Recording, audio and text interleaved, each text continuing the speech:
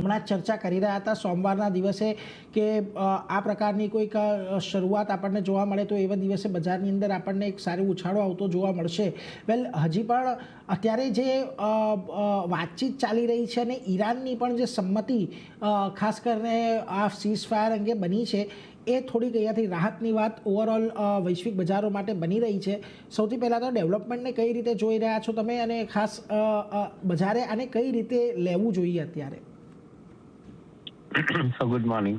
અને આઈ am sure I think આપણે એક સોમવારે વાત કરતીની ચર્ચા આપણે આગળ કરવી હોય તો આ એક પોઈન્ટ બહુ અગત્યનો છે કે વોર રિલેટેડ સિચ્યુએશન કામ ડાઉન થાય તો આ જે બી એડવર્સિટી ઊભી થઈ છે તાકી એડવર્સિટીમાં કરેક્શન આવવાનું સ્ટાર્ટ થાય. So from that perspective already crude oil પ્રાઇસથી માંડીને સપ્લાય ચેન લોજિસ્ટિક્સ અને તમે ફેક્ટર કરવાનું ચાલુ કરો so it's a breather which is likely to come up. I think if this ceasefire is resulting into a permanent ending of war. Permanent ending of war થતું હોય તો market will cheer up અને કદાચ જે 22,400ની આસપાસનું જે કે 22,200ની આસપાસનું જે નિફ્ટીનું એક લેવલ થઈ ગયું હતું એ લેવલ ટાઈમિંગ આપણે જે વાત કરતા હતા એ પ્રમાણે કદાચ બોટમ કરી નાખ્યું માર્કેટે. એ પોસિબિલિટીને રૂલ આઉટ નહીં કરવી છે.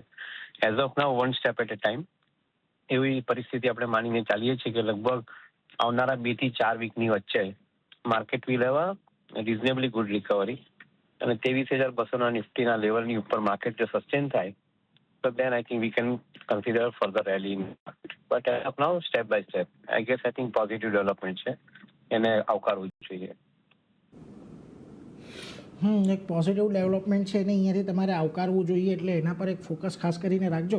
પરંતુ દેવેનજી, આપણે જ્યારે પણ ચર્ચા કરી હતી ત્યારે તમે એક પોઈન્ટ હંમેશા મૂક્યો હતો કે જ્યારે પણ આ અનસર્ટેનિટી ઓછી થાય છે અત્યારે અને ત્યારબાદ બજારની અંદર આપણને હંમેશા જે ઘટાડો આવે છે એના કરતાં પણ એક સારી રેલી ત્યારબાદની પરિસ્થિતિની અંદર જોવા મળતી હોય છે. તો જો એને થોડુંક પણ કન્સિડર કરીએ તો તમને લાગે છે કે અત્યારે પણ હજી જેમને જે રોકાણ કરવાની રાહ જોઈને બેઠા હોય એમના માટે અત્યારે એક આ છેલ્લી આજની તક છે કે જ્યારે તમારે રોકાણ કરી લેવું જોઈએ? કઈ રીતે તમે અત્યારે એ પોઈન્ટને ખાસ કરીને જોઈ રહ્યા છો?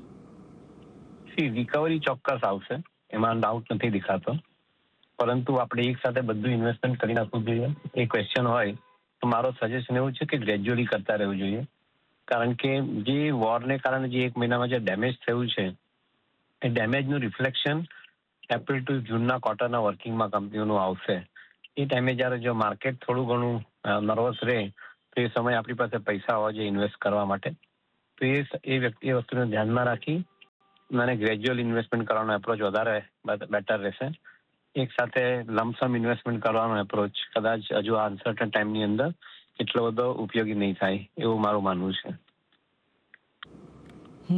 અને આ રિકવરીમાં તમે પછી દેવેન સર કયા સેક્ટર્સ એવા હશે કે કયા પોકેટ્સ એવા હશે કે જેને તમે અત્યારે થોડાક વોચ આઉટ કરશો?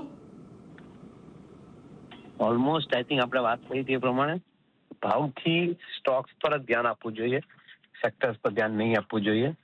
ઇન્ડિવિજ્યુઅલ કંપનીઓ within the sectors are offering extraordinary opportunities અને એ ઓપોર્ચ્યુનિટી સીઝ કરવી જોઈએ. આઈ થિંક જે તમારા શોની શરૂઆતમાં હમણાં થોડી વાર પહેલા અમુક એનબીએફસી કંપની તમે વાત કરતા હતા તે remain positive. Some of the power utility companies they are remaining positive. Some of the metal commodity companies they remain positive. તે ઇન્ડિવિજ્યુઅલ કંપની પર વધારે ફોકસ કરવું જોઈએ. મારા હિસાબે ઓવરઓલ સેક્ટર કરતાં કંપનીઓને વધારે ધ્યાન આપો એવું મારું માનવું છે અત્યારે. જી Deven sir, on that note thank you very much અમારી સાથે જોડાઈને એક પોઈન્ટ ઓફ વ્યૂ રાખવા માટે. Thank you very much.